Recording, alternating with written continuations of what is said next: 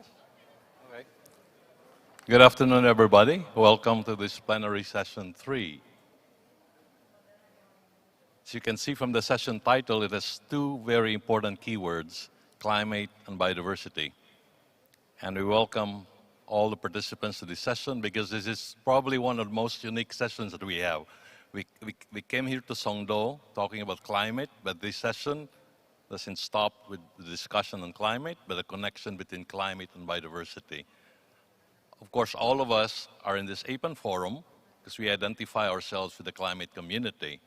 But today, it will be interesting to know how many in the room are coming here identifying themselves as having a background and interest or expertise in the area of biodiversity.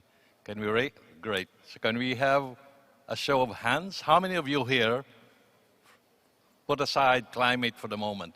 Biodiversity. Great. 1, 2, 3, 4, 5, 6. Okay, 7, 8, 9. Okay, that's great. We need you in this session because this session is not going to talk about climate and stop, but we talk about the connection between the two. So why are we talking about the nexus, climate and biodiversity? I think here we recognize that our discussion of climate cannot be separated from biodiversity. If we can look at the next slides, please. Can we show the next slide? Okay. I mean, the world has already agreed on one thing. Climate change drives biodiversity loss. Sorry. Can you go back to the previous one?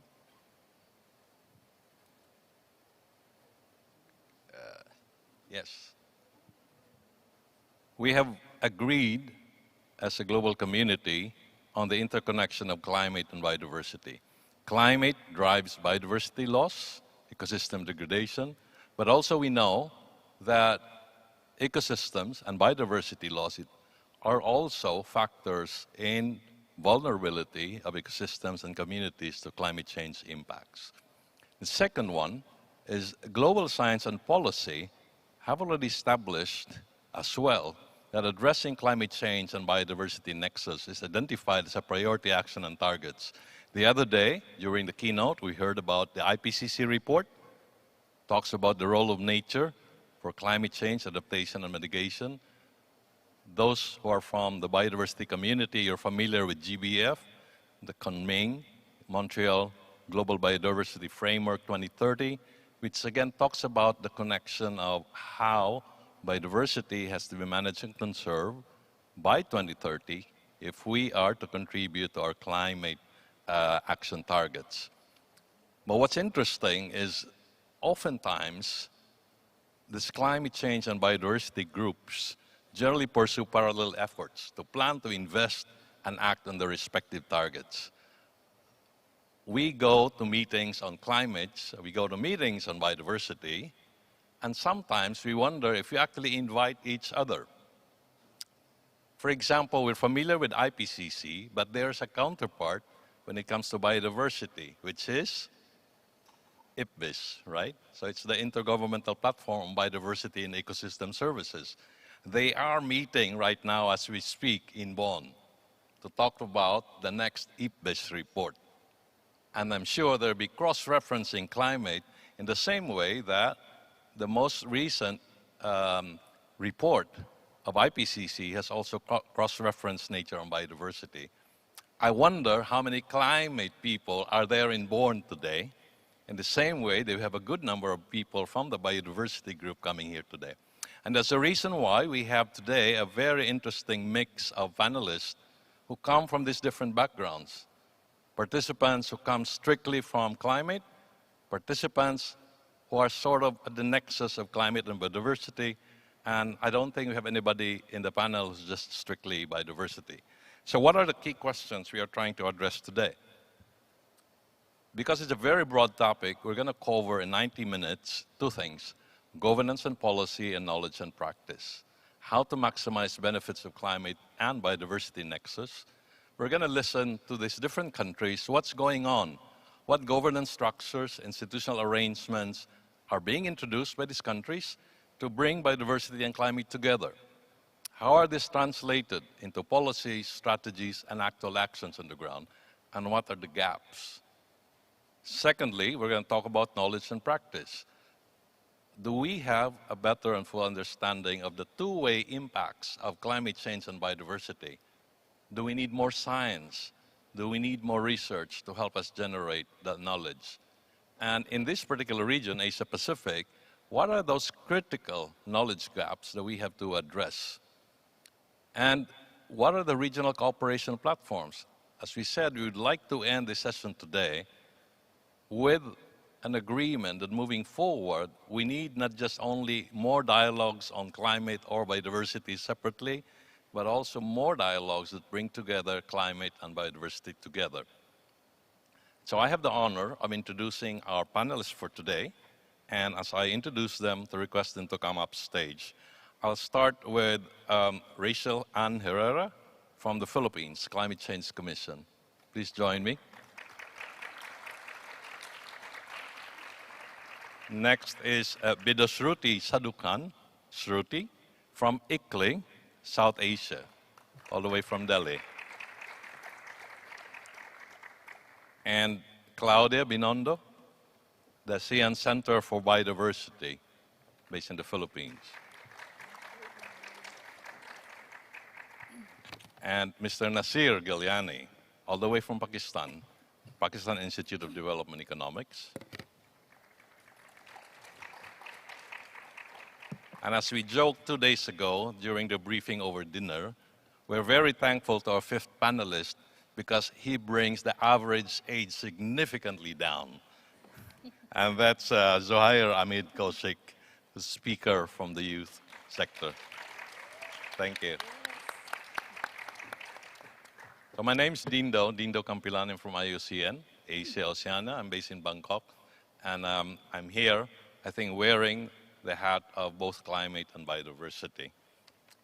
So we'll start by talking about governance and policy. And with this, maybe Rachel, if you could just offer some thoughts. What's going on in the Philippines right now in terms of this challenge and opportunity to bring climate and biodiversity together? Speaking from the Climate Change Commission, of course, what's going on in terms of policies, in terms of how agendas and even resources are being prioritized in the Philippines? What can we learn? Thank you very much, Dr. Dindo, for the kind introduction. And let me also first thank the government of Korea and the city of Incheon for the kind hospitality, and the Ministry of Environment of Japan, the UN Climate Change, and UNEP for bringing us all here together for this 8th APAN Forum. Yes. So I am Rachel Herrera from the Climate Change Commission, as has been introduced. And just briefly, we are a government agency that coordinates programs across government on climate change, adaptation, and mitigation. And we also are a policy issuing body. But with that mandate, we are the UNFCCC focal. And in this role, we have formulated the country's NDC. And now underway is the NAP that we're also developing, where we serve as the convening body. So these are already intersecting work in one government agency. The Philippines, as you know, is one of the most mega-diverse countries, and we are also a biodiversity hotspot. And this is very worrying, concerning that we host 2/3 of the world's biodiversity. And on the other hand, we are also among the top countries most affected by climate change. In the 2021 World Risk Index, I think we even topped it, Dr. Dindo. And also, you know, in the human cause of disasters by UNDRR, we were also in the top rank of the most impacted countries in terms of loss for a 2-decade period. So this is what we are facing now in terms of climate adaptation challenges. So on this nexus of biodiversity and climate change, this is a very interesting topic for us to acknowledge, and we recognized early on that this work cuts across many governmental functions. So in 2011, we created a cabinet-level cluster of body, that's Cabinet Cluster on climate change adaptation and mitigation, NDRR, which has no less than 28 agencies as members. And our Climate Change Commission serves as the secretariat. And this cabinet cluster is the main coordination mechanism to incorporate climate and disaster risks in government programming. So I would like to highlight that through this cluster, we have created program convergence budgeting. And this programming, budgeting, and planning approach is developed as an innovative way to enable government agencies to move as one. So this means that a program could be budgeted and implemented across several agencies. It reduces duplication and promotes working together. And through this cluster and this program convergence budgeting, we have also created the Risk Resiliency and Sustainability Program that works to deliver adaptation outcomes and strengthen resilience of ecosystems. So this convergence targets the spending so that it's focused, whether it's at the national or subnational level, and it's the components, as I said, may be found in several agencies. With this risk resiliency program, I'd like to then end here that each program component has an investment roadmap. So we don't forget that important component of after planning and identifying what needs to be done, we are also creating a portfolio that matches the needs, so that the measures to manage the risks and vulnerabilities can source financing. And the areas now for program investment that we have are integrated water resource management, coastal protection, livelihoods, and climate information services. Thank you, Dr. Dido. Rachel, it's a very important perspective coming from the agency responsible for leading the development of the National Climate Action Plan of the Philippines. But we also know, and us coming from different countries, that all countries which are parties to these environmental conventions develop these action plans. One for climate, one for biodiversity, one for land degradation neutrality. So I have a practical question. When these different agencies are developing these plans, and in the Philippines, are they starting to talk to each other and share and maybe cross-reference the three documents? And what are the challenges?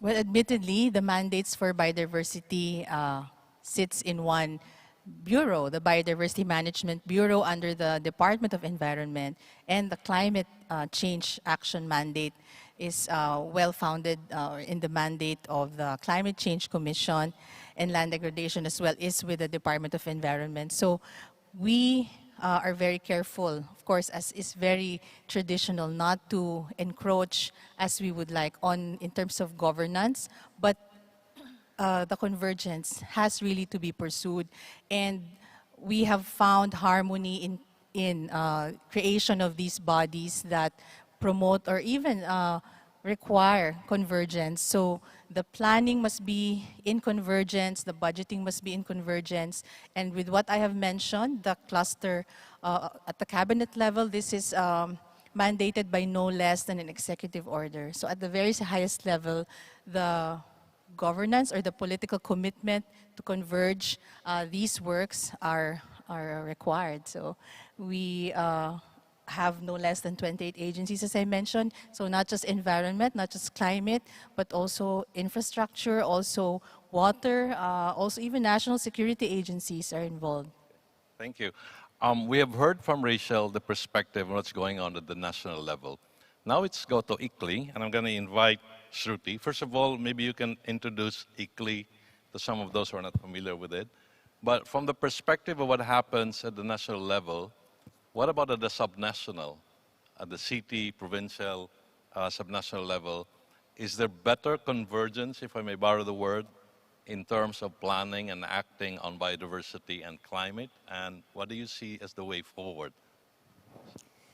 Well, first of all, thank you for inviting me to this session. I'm from ICLEI. ICLEI is essentially an association of local governments. We work with cities, all kinds of local governments, big and small, and what we try to do is to help cities work towards a sustainable development. Climate change is, of course, a very essential part of what we do, but we also work on other issues, including urban biodiversity, including developmental issues, water, waste, and other issues that all municipalities kind of are involved in. Coming to your question, I think, so there is, of course, a well-built set of policies, of laws, guidelines that we have at the national level for biodiversity conservation as well as for climate change. So that there is no denying the fact that there is a whole lot of acts which are there in most of the countries. In South Asian region, most of the countries have this. So India has the Biodiversity Act, it has the National Biodiversity Action Plan, which is also looking at national biodiversity targets based on the Aichi targets. So all of that is there. Bangladesh has the NBSAP, which has been prepared. Bhutan, Nepal, all of them have these NBSAPs which they have prepared, and they want to work towards biodiversity conservation for sure. But just having these policies has not been enough. We have recently come up with the Status of Indian Birds report, which is showing that there is still a significant decline in biodiversity, even with these policies being there. At the local level, there is no policy per se for biodiversity conservation. There is no policy for climate change work as well. But they are following the national policies. And what we have seen is that even though there is no policy as such at the local level, there are actions which are being taken up. The cities are working towards for nature-based solutions, they are working for ecosystem-based adaptation, they are taking up climate action work. So all of that is happening, and it's happening. I mean, there are very good examples as well from the urban areas. What we find is a challenge is actually having local officials who have the technical capacity to understand how to integrate climate change and biodiversity, of how to understand the linkages between climate and biodiversity and actually put it into action. And of course, there is the problem of financing, because there are always conflicting priorities. Which one do you choose? Do you choose gray infrastructure? Do you choose green infrastructure? And which one do you finance? So there is always these issues which are arising in the cities. Shruti, you mentioned a term that many of us probably are not familiar with, NBSAPs. If you are from the biodiversity community, it's obvious. So we are familiar with the National Climate Change Action Plans, right? So NCCAP. We are familiar with IPCC. I've just mentioned about IPBES being the counterpart on biodiversity. Just for our information, what is NBSAP? NBSAP. National Biodiversity Strategy and Action Plan. It has been produced by most of these countries. Some of them actually have strategies and action plans which are very localized as well. So like Nepal has one for the Terai region, one for the mountain regions, and so on. So these are basically action plans which the national governments produce to work towards biodiversity conservation. Yeah. So in other words, if we have national climate change action plans which parties submit to UNFCCC, we also have NBSAPs, which are then prepared by parties and submitted to CBD, the Secretariat for the Convention on Biological Diversity. I think we're going to have more of that later on when we have Claudia. But for now, let me continue. And I think Pakistan would be an interesting case, also because Mr. Nazir comes from government. He's part of the Planning Commission at the Pakistan Institute of Development Economics. I understand you have a few slides to make your point. So, Mr. Nasir, please go ahead. Assalamu alaikum. Greetings to all my colleagues. I think all of us have one thing common, that we understand there is something dangerous happening to the human beings, the planet, and other species. And we have to work together to at least reduce the rate of destruction We cannot go back, but if you look through the history, stand witness to it, the biodiversity has been killed by climate change.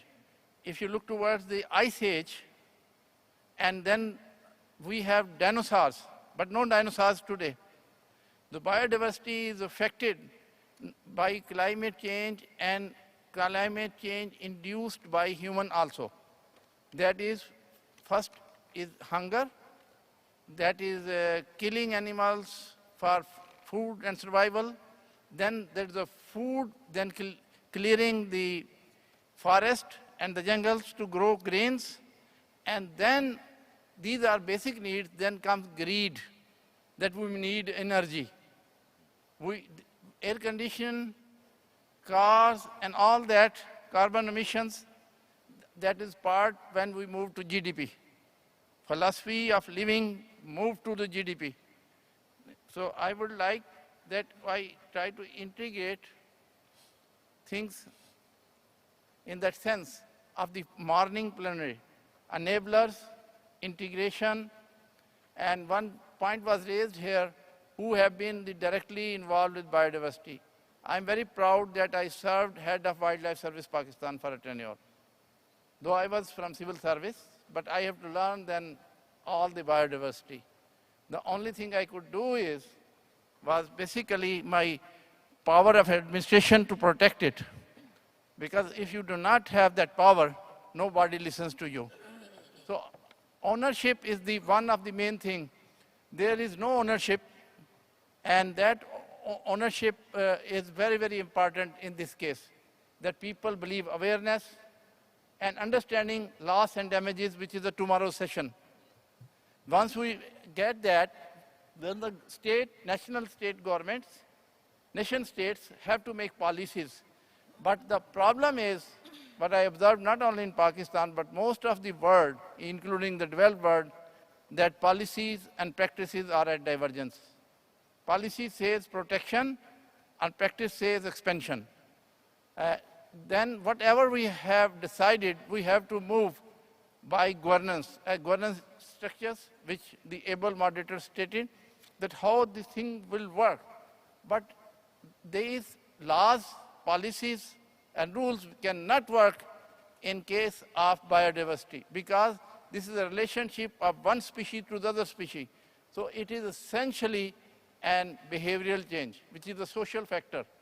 We have to keep people understand loss and damages and a humanity, and where we will develop, interconnect these things, either from the parliament, where from policies, from the cabinet, and the acts from the parliament, or from the communities who has to be benefited.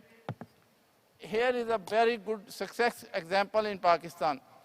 The Marco Polo sheep, ibex, Himalayan, were going to vanish. We decided to empower communities and share benefit of trophy hunting. Now they are more than earlier years. That means a relationship between the community and the governance. And all that occurred due to the financing. Financing, a few people can understand here from Bangladesh and India, jitna gur daloge utna meetha hoga. So how much effort you will make, governance plus finance. Because if you give only orders and then not share the benefits, people will not go with you. And then optimal taxation. From where the money will come? If you put more taxes, people will say, do not protect biodiversity, we are not ready to pay taxes. Then how to make value for money? And local adaptation and the climate change, which is the main framework, because the climate change varies from one spot to the other spot. In Pakistan, we have 14 climate regions, from temperate climate to subtropical, tropical, and arid and semi-arid, and many in between.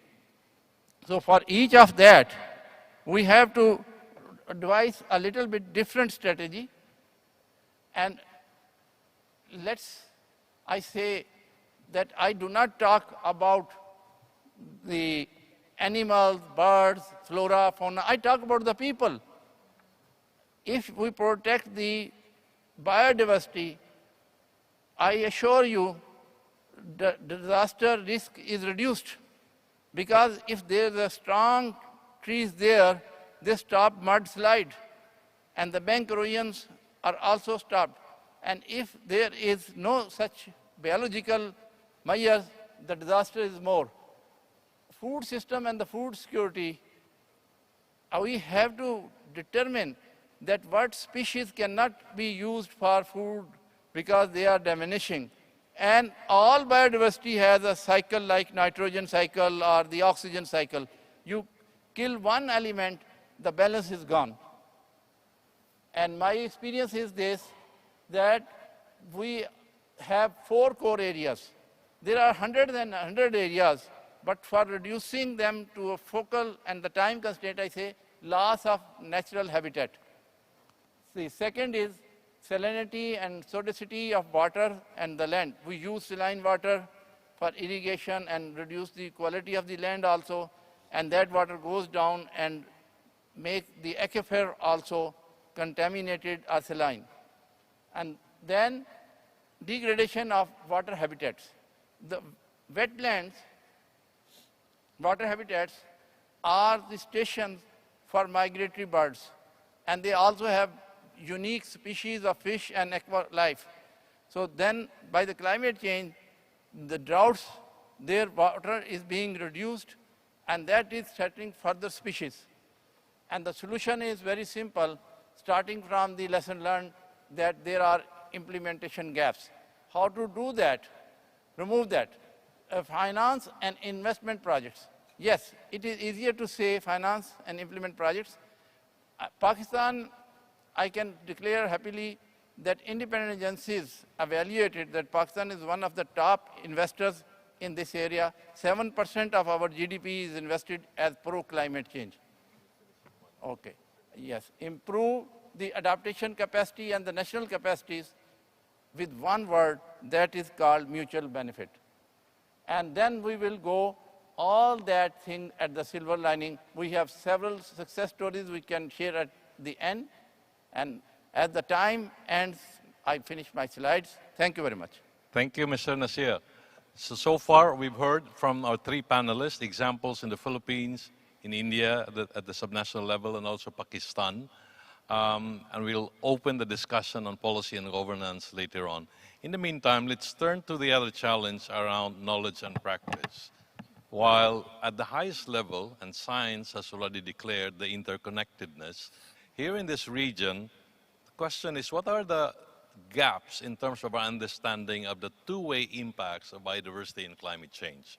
And also, how could regional cooperation be strengthened so that countries, communities can share and also do joint action towards the nexus of climate and biodiversity?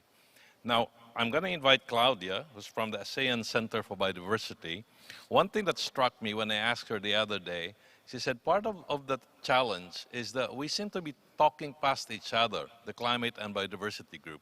If you look at the documents, we use different terms to probably mean the same thing. So is it a communication issue? Is it a language issue? But there's probably more. So Claudia, what do you see in the ASEAN region? And you might want also to introduce the center first.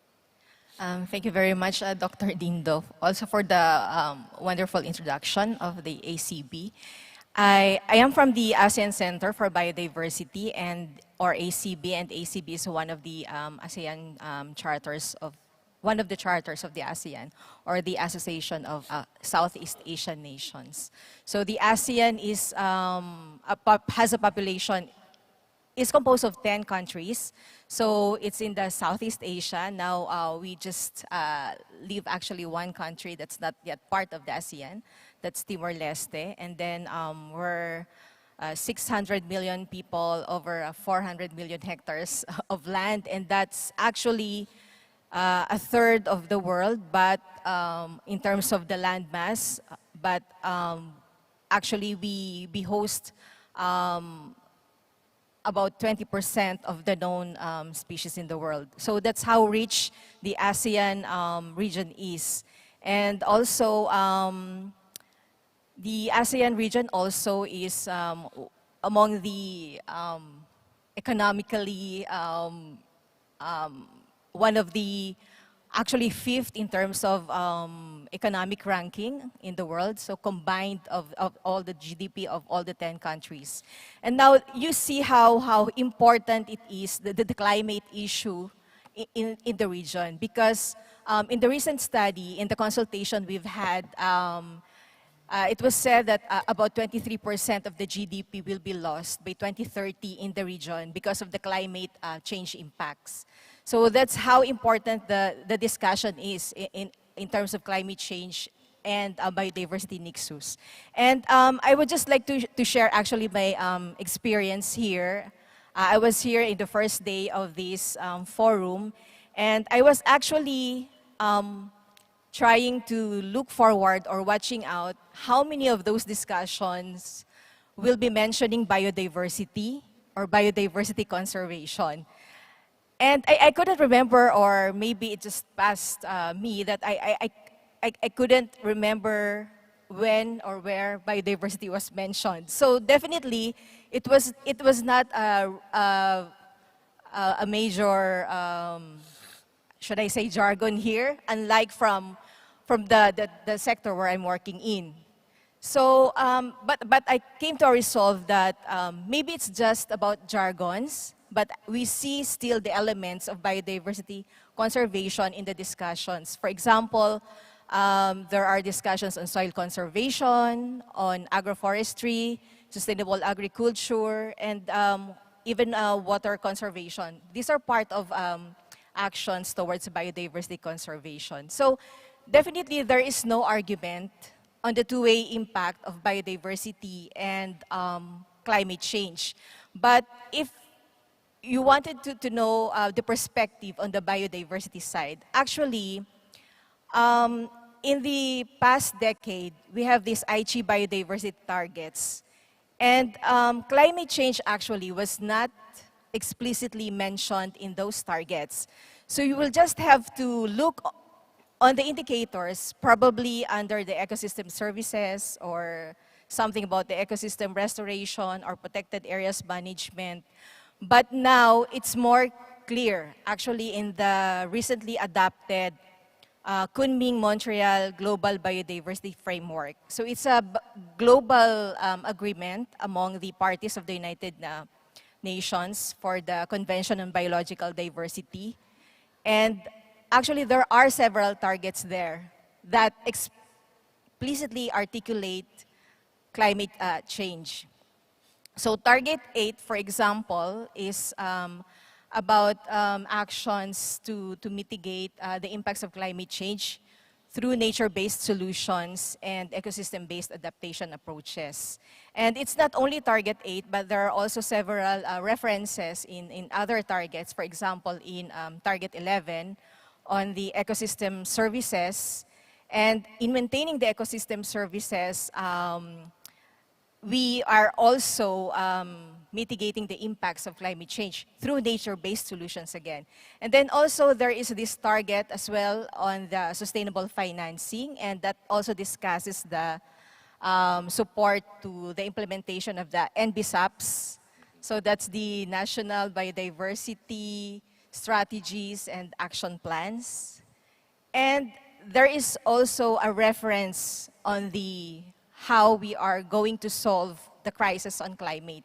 And also, that mentions, again, nature-based solutions and ecosystem-based adaptation. So when you come to the discussions on biodiversity side, clearly there is also recognition that there is this strong link or interconnected or nexus between climate and biodiversity. So probably it's just the different jargons, but we see also the common language through the nature-based solutions and ecosystem-based adaptation. Thank you, Claudia. We have to give credit to APAN for having invited representatives of the biodiversity community, such as Claudia here today, and a few others who've raised their hand. You said you didn't hear biodiversity mentioned that much in the past days. I think many of us are also curious. What is it like when we have a biodiversity meeting, like when your center organizes? What's the participation of the people from the other side, if I speak of the climate people? And what are the dynamics? How would you compare it to a forum which is on climate and connecting with biodiversity, to a forum on biodiversity and trying to invite inputs from the climate perspective? That's a very good question. Actually, I can only speak on behalf of the regional scale, actually. But when we do, for example, at the ACB, when we do consultations among the ASEAN member states related to climate, we try also to invite the climate sector. So we try to invite the different ministries or commissions on climate from the different member states. So it's not only the environment, but there are also other countries that the climate and the nature are in one ministry. So that's a very actually ideal setting. But in most of the countries, these are separate sectors or agencies. So we try to have the audience also from the climate sector when we do that. And then actually in 2018, we had this discussion or consultation on looking at the NDCs and the National Climate Change Action Plans and also the NBSAPs. And we see there are commonalities in those action plans, but there are still gaps that we need to address. And until now, they are still gaps. Thank you very much, Claudia. Our last speaker comes from the UNEP Children and Youth Major Group. I was also with him in a session this morning, and it's really refreshing to hear the perspective of someone like him who sort of takes us back to reality as people who prepare for the next generation. And he brings a perspective of whether what we're discussing in APAP actually means anything and means anything for the future, for the next generation that he represents. Zahir, from what you've heard so far, and you are representing the youth, how do you see the future? And what are the challenges in terms of building more knowledge and partnerships to ensure that we hand over a future to you that's not only climate resilient, but also nurtures biodiversity?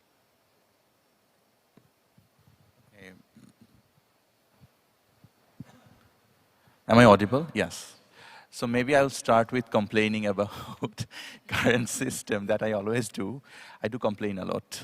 But yes, so the first thing is that undoubtedly the global environmental agenda is heavily undermined by climate change.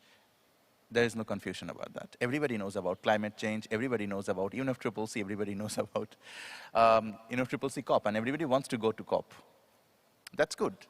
But at the same time, we have to understand that we are no more in the era of climate crisis. We are in the era of triple planetary crisis, which is biodiversity loss, climate change, and pollution. Three comes together, and these three has an interplay, right?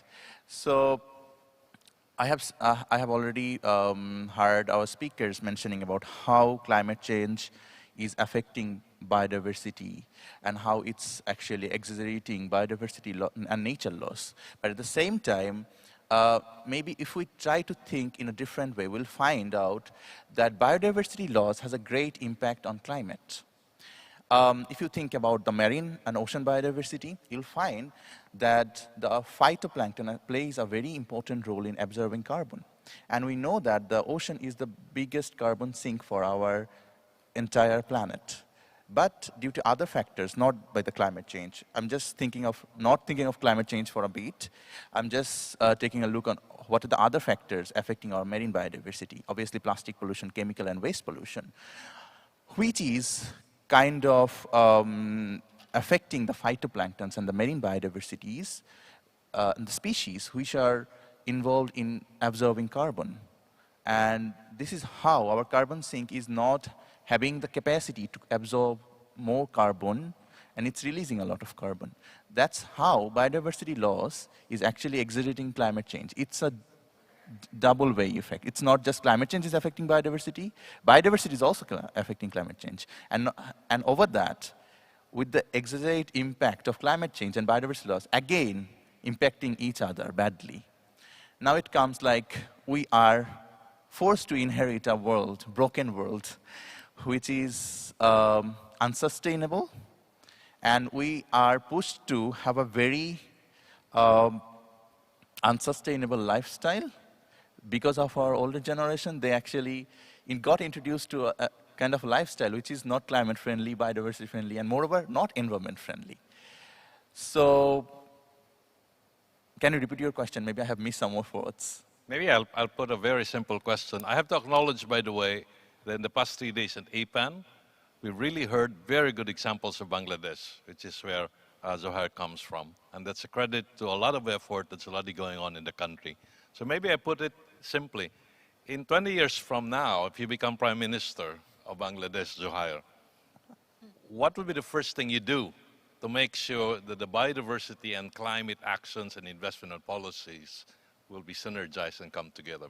I'm not sure whether I need to be a Prime Minister to work for the environment, overall environment, or whether I will be able to be a Prime Minister. But what I can do as a citizen of Bangladesh, not just citizen, I consider myself as a global citizen. But young people today, they actually consider themselves global citizens, and we don't have all these political boundaries. We are above all these things. So the first thing that I'll do is that I'll combine all the environmental issues, and I'll educate people that climate is not separate from environment. It's environment. And the UNFCCC is not a climate convention. It's a MEA, Multilateral Environmental Agreements. Don't forget about the roots. We'll bring all the people back to the root and let them know that we should address all these issues together, and things shouldn't happen in silo. Because we're seeing in these policy spaces, I mean, every convention, they're coming up with a lot of protocols, pacts, agreements every year, work plans. And when we are actually bringing that down to the national level, we are preparing separate plans for each of the conventions. Okay, fine, there is no problem. But the cross-referencing is not happening. But there's a good thing that's happening from the last Biodiversity COP is that the last Biodiversity COP actually got a lot of attention that other COPs of the Biodiversity Convention couldn't get.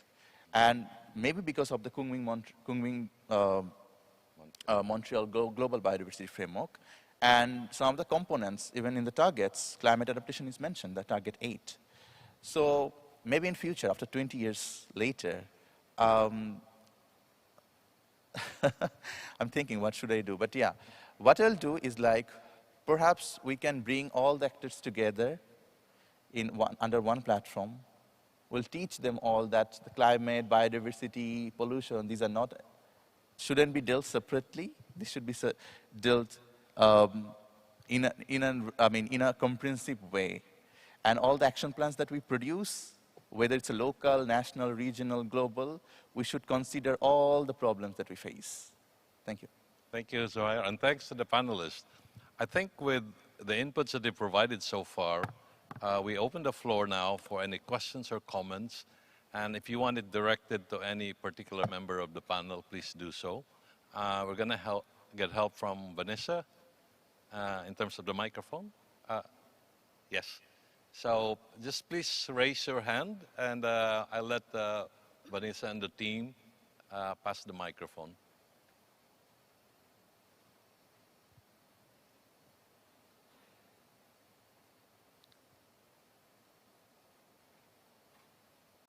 Or they can approach the mic. Yes, okay. So if you also prefer, you can actually approach one of the mic stands around. Who would like to ask the first question or make a comment or an additional input? Yes, please. Maybe approach the microphone, if you please. Thank you very much. Binay Ratsibakoti from IGS, Japan. So I have like a basic question. So it's good to see that nexus, biodiversity, climate change, and other things. But another point of view is, are we over confusing ourselves by just trying to see everything as a nexus, like disaster, biodiversity, climate change, SDGs. So, but we lose the overall vision of the bigger problem, the elephant in the room. So I just like to float this question to all the panel, if they have any insight on this. Thank you very much. Thank you very much. Who would like to respond to that? Okay, I think you're getting the reaction from, I think, the entire panel. Let's start from Mr. Nazir. Aren't we confusing the whole country of Pakistan by putting everything together in one basket? Or I think it's a very genuine concern. I was part of the team at New York while we were designing SDGs. And from the countries, nation states, there were about 150 indicators to be added.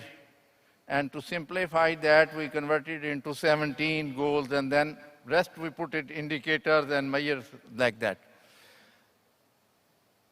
The question is, each country has certain focal areas where they have to concentrate. It is not a prescription. Global prescription is an idea that change is there, and we have one thing to live with that change and also to reduce the acceleration rate. That is commonality in everything. To reduce the acceleration rate and try to live with that change. This is the SDG, this is biodiversity, and this is every nation's survival depends upon that. A day before, I spoke on that issue which Pakistan initially nobody believed, that rising seawater level is an issue for Maldives or some island nations, Pacific. But once I shared with authorities that melting ice is reducing our water reservoir in the glaciers, number one. So we will not having water in the rivers. Secondly, the Arabian Sea temperature has risen, which is causing now typhoon and cyclones, which was earlier in Pacific. Now they are coming to Arabian Sea. So confusion will remain there. And I share with you, this confusion gives the flexibility of your parliament and the decision makers to understand the urgency among the actions. There's a lot of actions to be done, but the priority and urgency and appropriate allocation of the resources is done by deliberations with the communities, and parliament and the cabinet takes decision. Thank you very much, Mr. Nasir.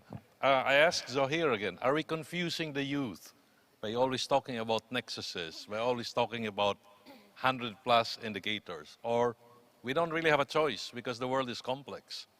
No, I don't think that we are confusing. Normally, suppose you like cheese, like to eat cheese. Sometimes you eat cheese, like you just eat cheese. Or sometimes you cook it with something else. You eat cheese with something else, right? You put it on the pizza bread and you put it with the toast and everything. So this is like that. We have our own sectors to work on.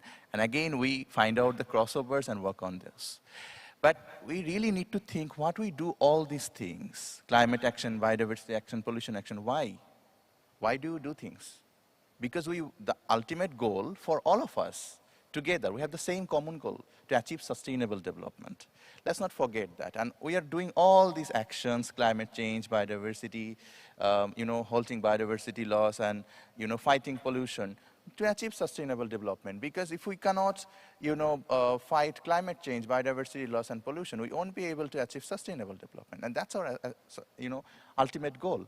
And now we're in an era where each of these issues are affecting each other. So we don't have any other way not to, address the intersectionality of all these issues. It's very important because if we keep working on silos, we won't be able to achieve our ultimate environmental and development goals. Yeah. Thank you. Claudia, I think you wanted to respond. What is it like? Because you deal with intergovernmental processes across 10 members of ASEAN. Is there confusion? Is there synergy? Is there enthusiasm? What happens? How do I put it?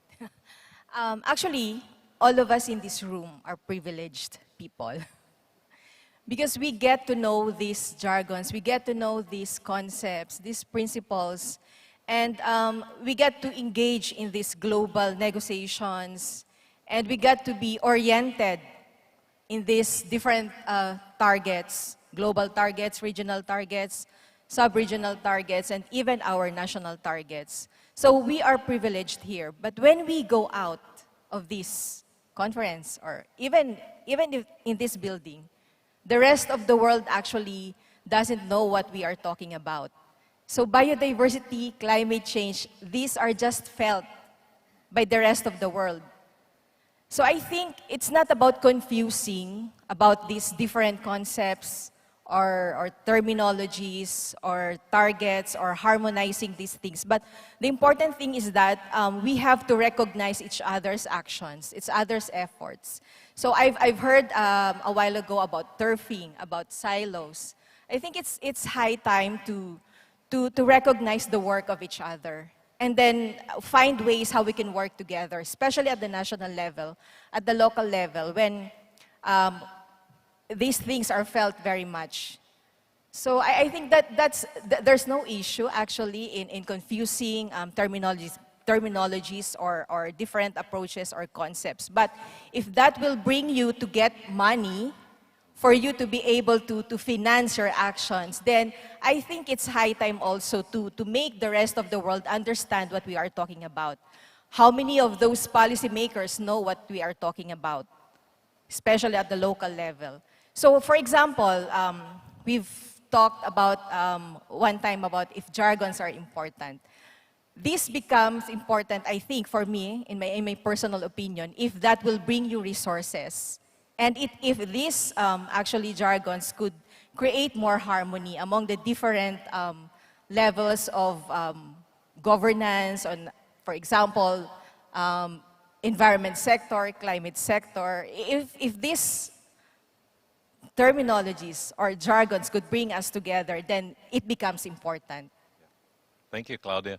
Just want to check first if anybody would like to ask the next question.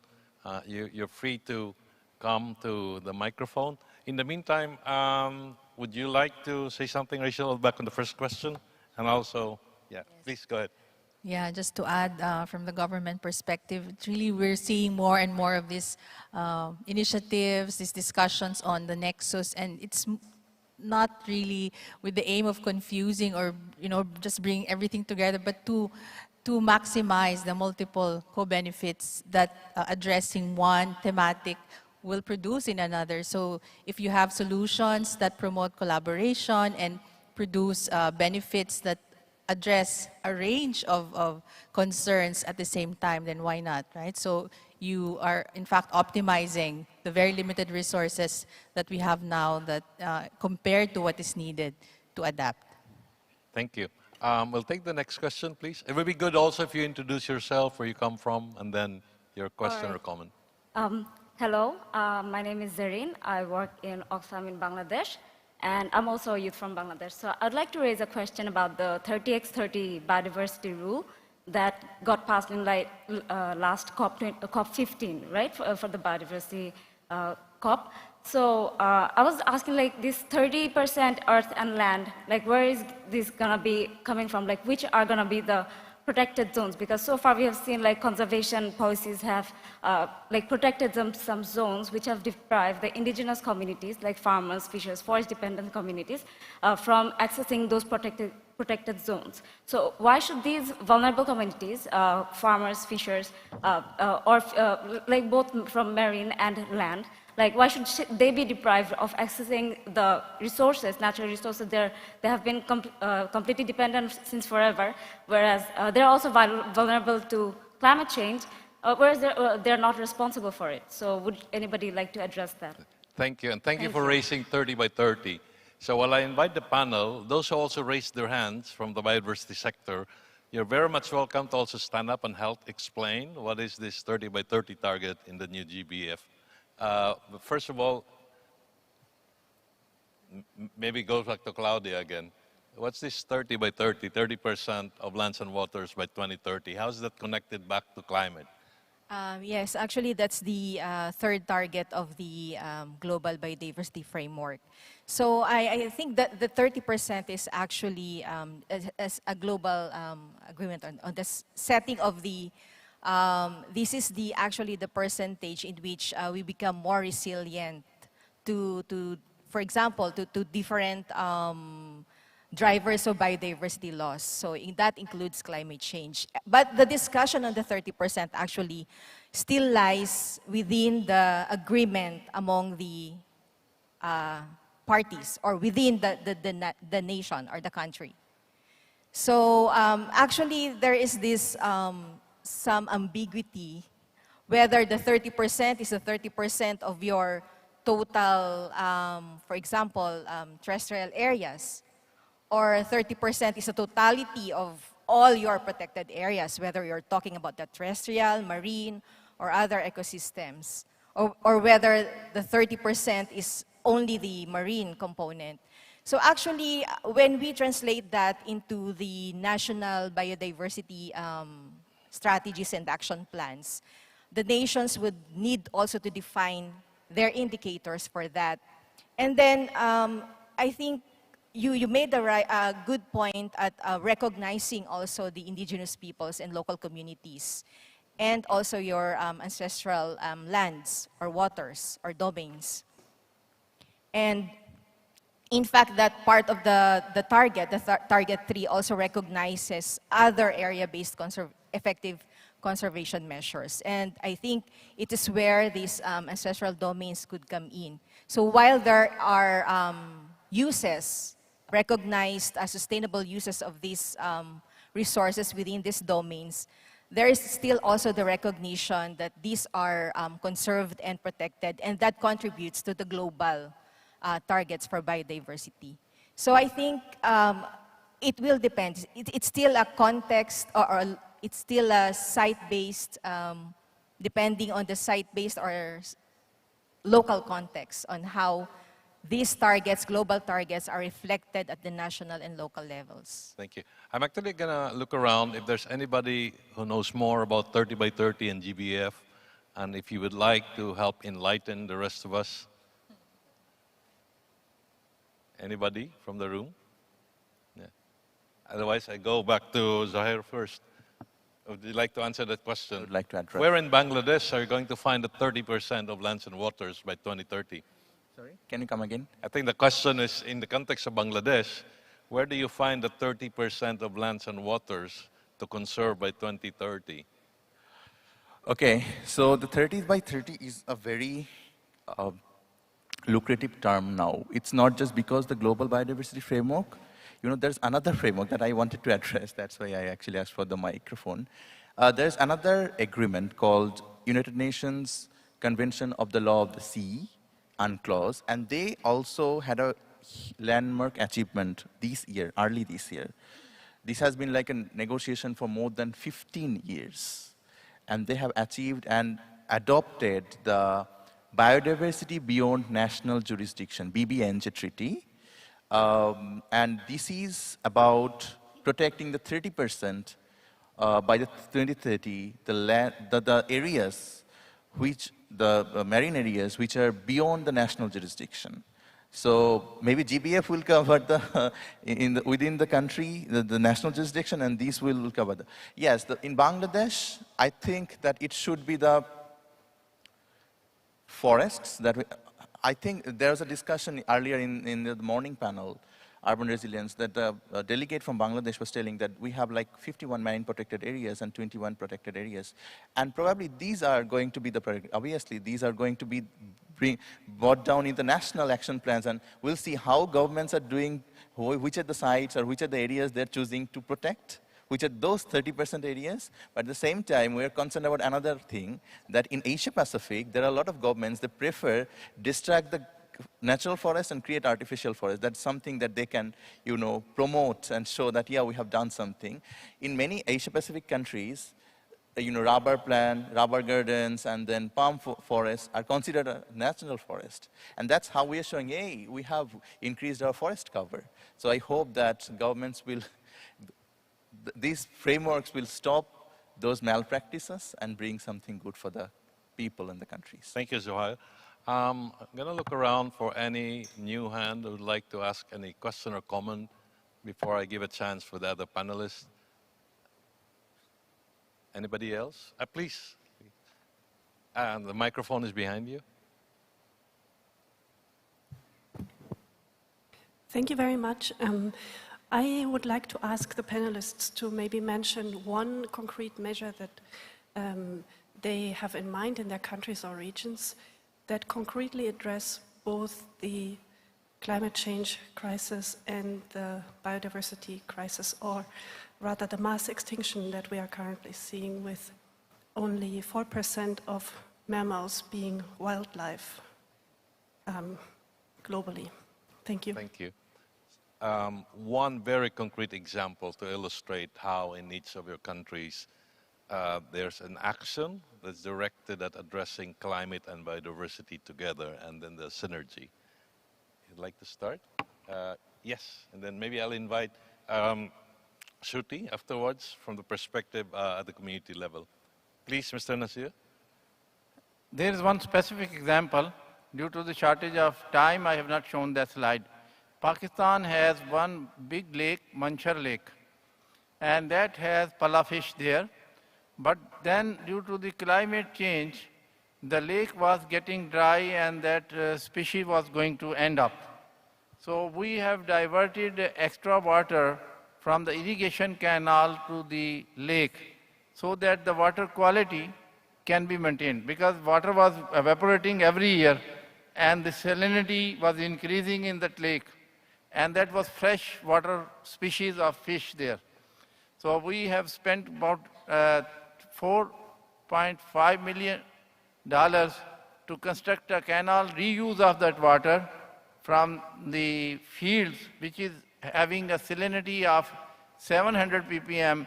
The lake salinity was 4,000.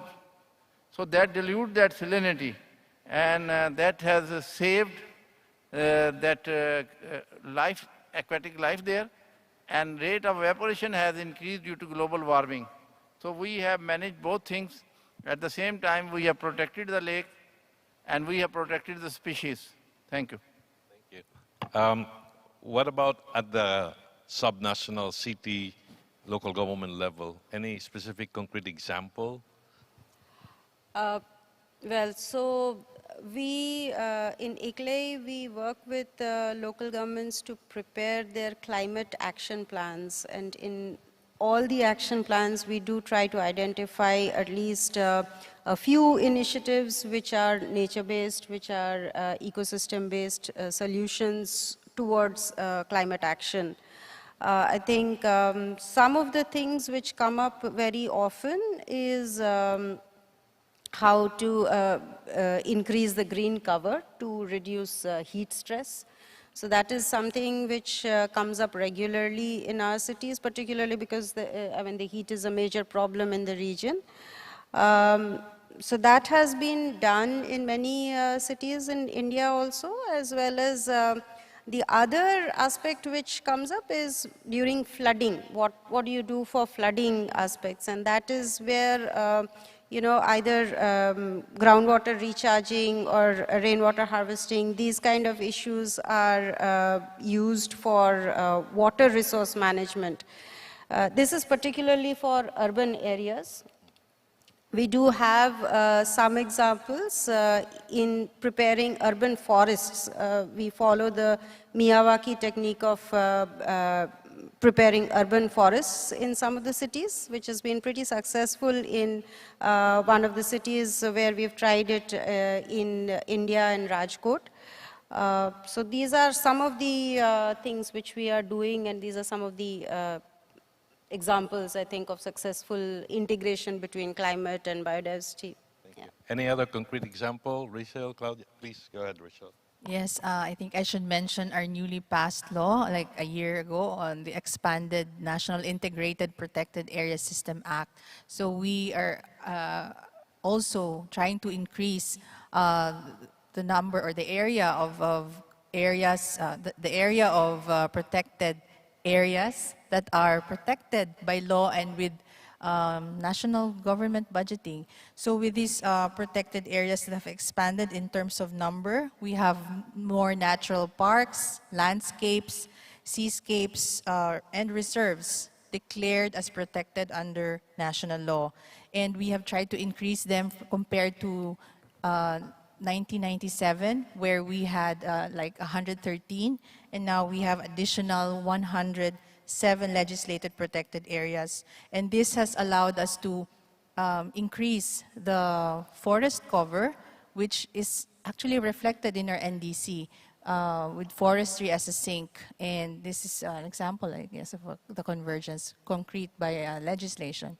I want to check again if there are any other questions. I'd like to go up and approach the microphone before I give a chance to the panelists. Anybody else from the room? Yes, please, go ahead. Again, if you could introduce yourselves and where you come from, and then you can make your comment or question.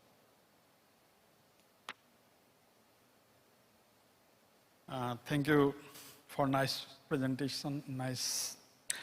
I'm Sanjeev Kumar Karn from Nepal, Ministry of Agriculture. You know, the biodiversity is disappearing due to climate change day by day. I just want to I want to get the opinion from the speaker. All of the speakers, there are 5 speakers, so may I get 5 points, probably one or more from each panelist. So how to maximize the benefits of climate and biodiversity nexus? May I get 1 point from each panelist? Thank you. Thank you very much. In 30 seconds each, tell us one very concrete benefit that comes out of addressing climate and biodiversity together. I think that was the question. We start from Zahir. Okay, I actually wanted to think a bit, but yeah. So one quick thought on what's the benefit. Yes, that's the benefit. If we can address both together, we'll be able to improve the lifestyle of the people. If we can address biodiversity loss and climate change together, it will help us to make our lifestyle more green, clean, and sustainable. That's what maybe I just wanted to share quickly. I think Rachel wants to make a similar point to what Hoyer's mentioned. Yes, definitely increasing the quality of life, and that means adding to the nexus, the SDGs that we must also achieve, and keeping in mind that we are in this urgent decade to take action. That's why we must optimize, maximize the nexus. And the reason being that with every percentage of biodiversity loss, it reduces our capacity to really adapt, and in fact increases the cost over the long term. And when we reach perhaps 2030, it may even, as the IPCC said, present to us the limits to adaptation. So that brings in a new set of problems. So perhaps, Dr. Dino, this APAN forum should not happen every 2 years, maybe annually for this critical decade. Thank you. Okay, let's put that on record as a recommendation. I hope Mo is around. Let's complete the round of answers. In 30 seconds, one concrete benefit out of addressing climate and biodiversity together. Shruti, would you like to go next? Okay, so I will speak from the perspective of local governments, and I think what would help is to build the capacity of the local government officials to be able to understand the linkages between biodiversity and climate change, so that they can use their available funding more effectively, so that if they have funds for instance, for plantation, they could actually look at it from the climate angle as well, and do their project so that it integrates and brings out the benefits to both biodiversity as well as climate action. So one would definitely be the capacity building of the local government officials to understand these integration aspects of biodiversity and climate change. Thank so, you. Yeah. Claudia? I just say amen Okay. to what Sometimes they've reaffirmation said? is very important. Yeah, actually, when we get to address both, that would actually increases also our resilience. So when we encounter these disasters, we won't have to have more problems on how we are going to get up again after these disasters. And also we get to enjoy what we should be enjoying. So it's actually our right to have these healthy ecosystems and nature. So that's actually one of the greatest benefit, and that gives us more room to improve also our economic life. Yeah. Thank you. In Pakistan, I can think of so many examples, but Mr. Nasir, cite one example, concrete example of the benefit of climate and biodiversity addressed together. Pakistan started 1 billion trees per year program that was restoration of the habitat. Yes. Because if we have 1 billion trees, this will help reduce the carbon flows because the trees absorb the carbons and also lower the temperature. And at the same time, they provide habitat for the wildlife. Yeah. Thank you very much. We're actually drawing to a close here, but I'd like to give a chance to any final comment or question from the audience, and then I'll ask our panelists here to have the wrap-up message. Anybody else who'd like? Oh, yes, please.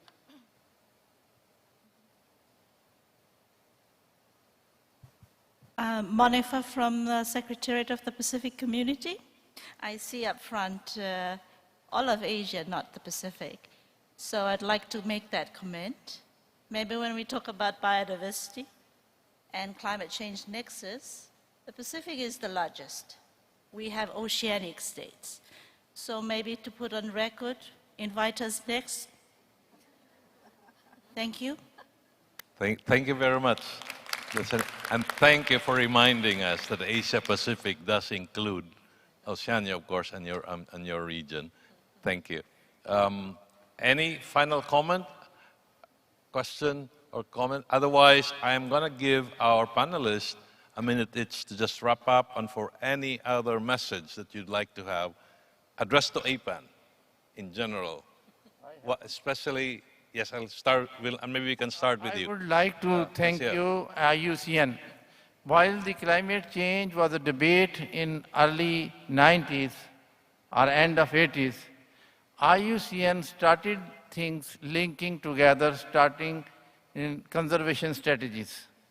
Pakistan prepared the first national conservation strategy in the world, and that was hosted by IUCN.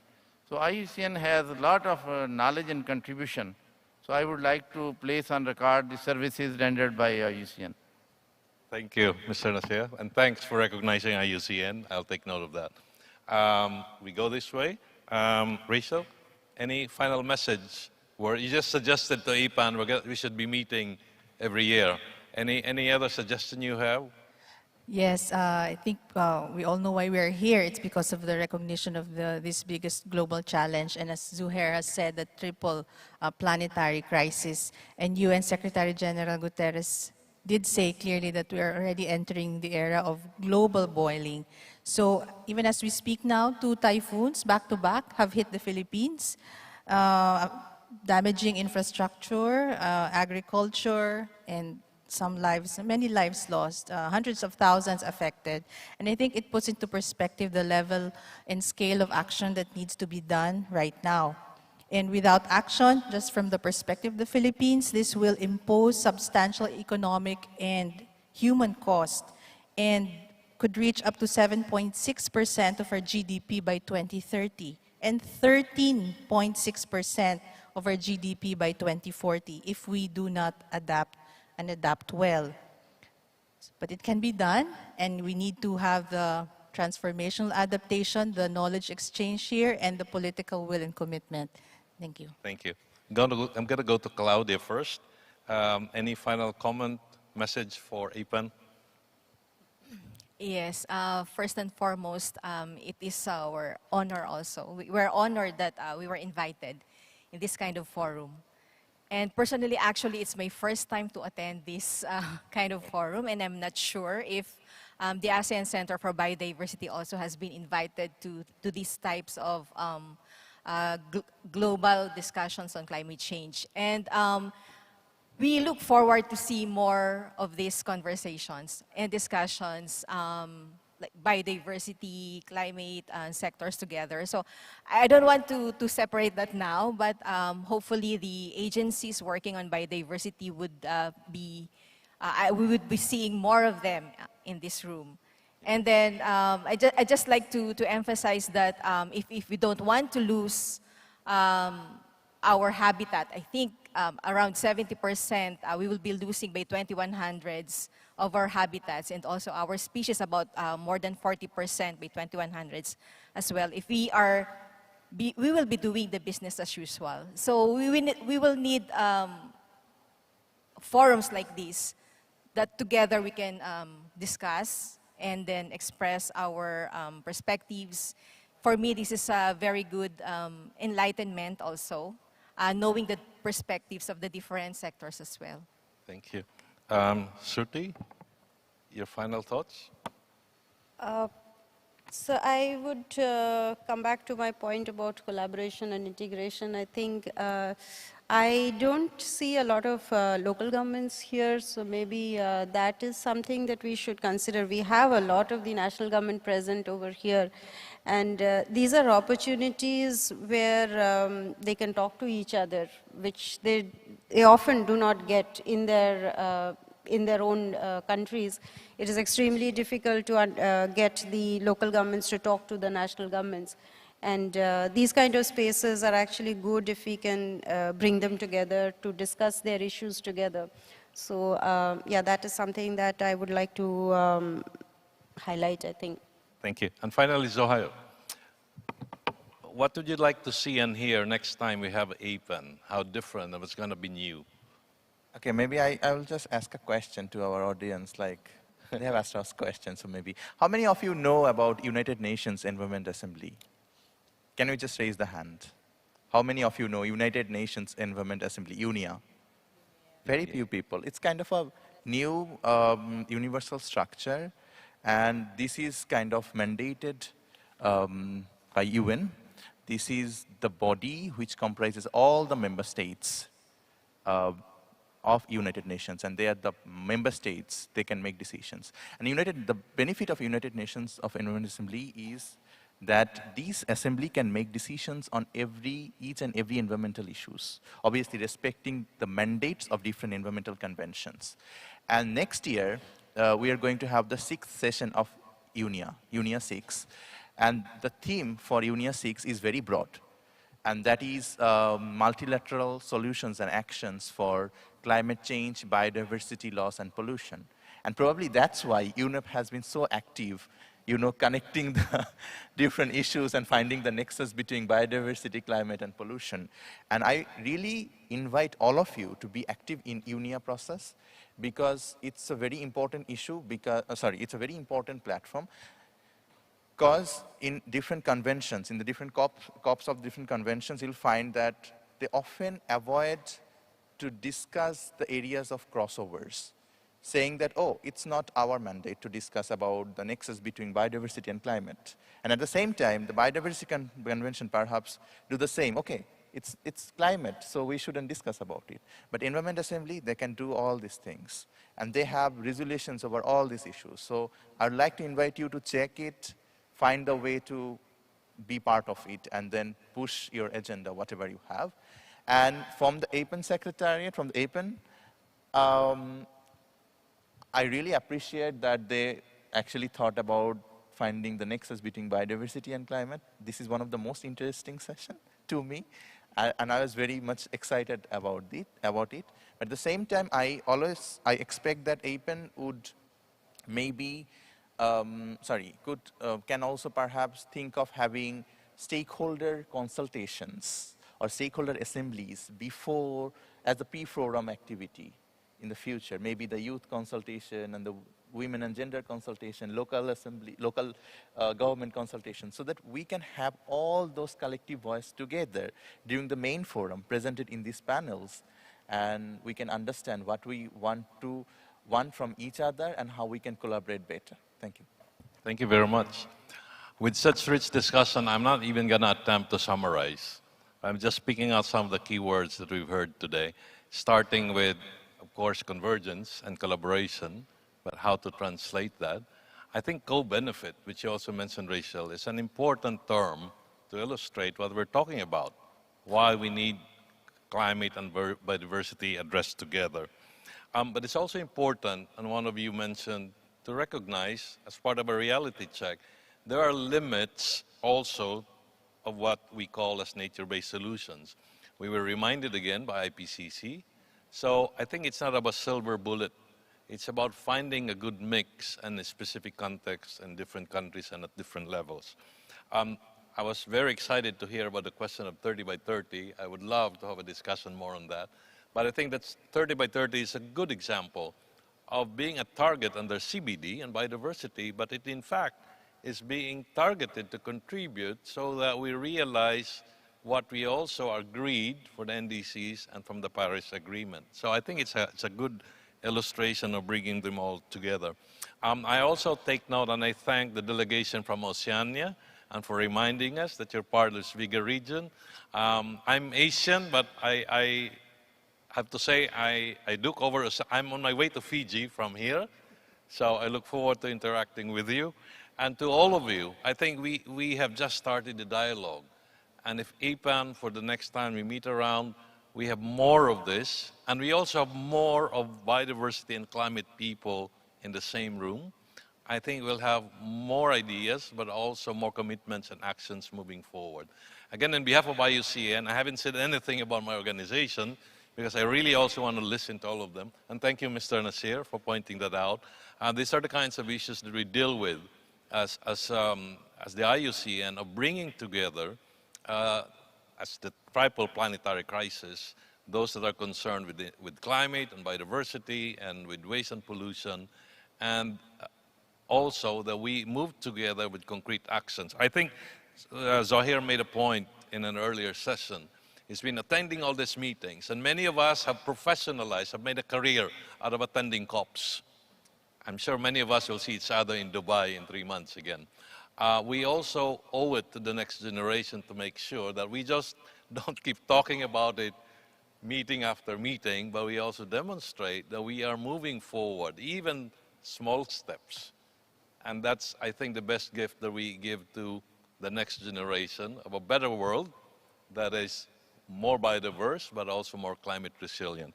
And with that, I thank, and let's give a big hand to our panel for today's session.